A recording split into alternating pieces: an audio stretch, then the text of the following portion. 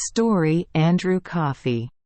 My grandfather, Andrew Coffey, was known to the whole barony as a quiet, decent man.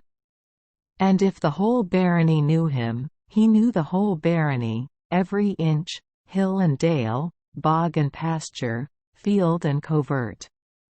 Fancy his surprise one evening, when he found himself in a part of the demesne he couldn't recognize a bit. He and his good horse were always stumbling up against some tree or stumbling down into some bog hole that by rights didn't ought to be there. On the top of all this, the rain came pelting down wherever there was a clearing, and the cold March wind tore through the trees. Glad he was then when he saw a light in the distance, and drawing near found a cabin, though for the life of him he couldn't think how it came there. However, in he walked, after tying up his horse, and right welcome was the brushwood fire blazing on the hearth. And there stood a chair right and tight, that seemed to say, "Come, sit down in me." There wasn't a soul else in the room. Well, he did sit, and got a little warm and cheered after his drenching. But all the while he was wondering and wondering. Andrew Coffey. Andrew Coffey. Good heavens! Who was calling him, and not a soul in sight? Look around as he might, indoors and out, he could find no creature with 2 legs or 4, for his horse was gone. Andrew Coffey. Andrew Coffey. Tell me a story. It was louder this time, and it was nearer. And then what a thing to ask for! It was bad enough not to be let sit by the fire and dry oneself, without being bothered for a story. Andrew Coffey. Andrew Coffey. Tell me a story, or it'll be the worse for you. My poor grandfather was so dumbfounded that he could only stand and stare. Andrew Coffey. Andrew Coffey. I told you it'd be the worse for you. And with that, out there bounced, from a cupboard that Andrew Coffey had never noticed before, a man. And the man was in a towering rage. But it wasn't that. And he carried as fine a blackthorn as you'd wish to crack a man's head with. But it wasn't that either. But when my grandfather clapped eyes on him, he knew him for Patrick Rooney, and all the world knew he'd gone overboard, fishing one night long years before. Andrew Coffey would neither stop nor stay, but he took to his heels and was out of the house as hard as he could.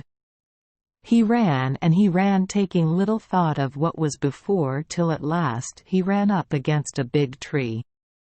And then he sat down to rest. He hadn't sat for a moment when he heard voices. "It's heavy he is, the vagabond. Steady now, we'll rest when we get under the big tree yonder." Now that happened to be the tree under which Andrew Coffey was sitting. At least he thought so, for seeing a branch handy, he swung himself up by it and was soon snugly hidden away. Better see than be seen, thought he. The rain had stopped and the wind fallen. The night was blacker than ever, but Andrew Coffey could see 4 men, and they were carrying between them a long box. Under the tree they came, set the box down, opened it, and who should they bring out but Patrick Rooney. Never a word did he say, and he looked as pale as old snow. Well, one gathered brushwood, and another took out tinder and flint, and soon they had a big fire roaring, and my grandfather could see Patrick plainly enough. If he had kept still before, he kept stiller now. Soon they had 4 poles up and a pole across, right over the fire, for all the world like a spit, and on to the pole they slung Patrick Rooney. "He'll do well enough," said one, "but who's to mind him whilst we're away? Who'll turn the fire? Who'll see that he doesn't burn?" With that Patrick opened his lips. "Andrew Coffey," said he. "Andrew Coffey. Andrew Coffey. Andrew Coffey." Andrew Coffey. "I'm much obliged to you, gentlemen," said Andrew Coffey, "but indeed I know nothing about the business." "You'd better come down, Andrew Coffey," said Patrick. It was the second time he spoke, and Andrew Coffey decided he would come down. The four men went off and he was left all alone with Patrick. Then he sat and he kept the fire even, and he kept the spit turning, and all the while Patrick looked at him. Poor Andrew Coffey couldn't make it all out at all, and he stared at Patrick and at the fire, and he thought of the little house in the wood, till he felt quite dazed. "Ah, but it's burning me ye are," says Patrick, very short and sharp. "I'm sure I beg your pardon," said my grandfather, "but might I ask you a question?" "If you want a crooked answer," said Patrick, "turn away or it'll be the worse for you." But my grandfather couldn't get it out of his head. Hadn't everybody, far and near, said Patrick had fallen overboard?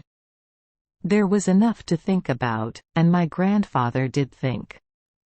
Andrew Coffey. Andrew Coffey. "It's burning me ye are."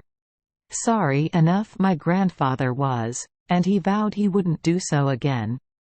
"You'd better not," said Patrick, and he gave him a cock of his eye, and a grin of his teeth, that just sent a shiver down Andrew Coffey's back. Well, it was odd, that here he should be in a thick wood he had never set eyes upon, turning Patrick Rooney upon a spit. You can't wonder at my grandfather thinking and not minding the fire. Andrew Coffey, it's the death of you I'll be." And with that what did my grandfather see, but Patrick unslinging himself from the spit, and his eyes glared and his teeth glistened. It was neither stop nor stay my grandfather made, but out he ran into the night of the wood. It seemed to him there wasn't a stone but was for his stumbling, not a branch but beat his face, not a bramble but tore his skin. And wherever it was clear the rain pelted down and the cold March wind howled along. Glad he was to see a light, and a minute after he was kneeling, dazed, drenched, and bedraggled by the hearth-side. The brushwood flamed, and the brushwood crackled, and soon my grandfather began to feel a little warm and dry and easy in his mind. Andrew Coffey. Andrew Coffey. It's hard for a man to jump when he has been through all my grandfather had, but jump he did. And when he looked around, where should he find himself but in the very cabin he had first met Patrick in. Andrew Coffey, tell me a story. Is it a story you want? Said my grandfather as bold as may be, for he was just tired of being frightened.